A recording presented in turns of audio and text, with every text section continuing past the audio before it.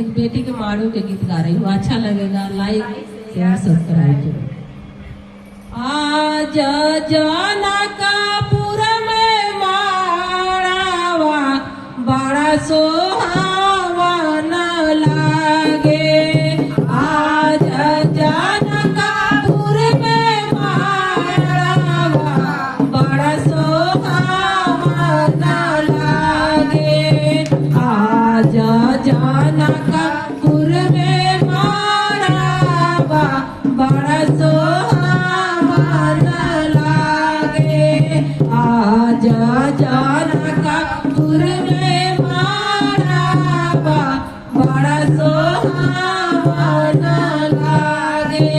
हरे हरे बसवा कटैया हो कौन पापा। हरे हरे बसवा कटैया हो कौन पापा।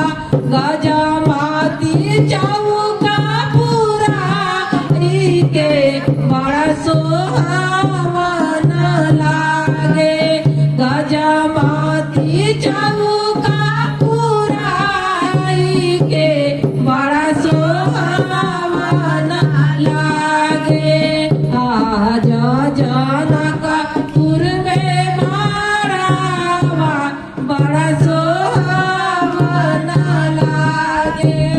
आज जनकपुर में माड़ावा बड़ा सोहावन लागे। हरी हरी बसवा कटैया हो कौन भैया। हरी हरी बसवा कटैया हो कौन भैया। गजमाती चौका पुराई के बड़ा सोहावन लागे।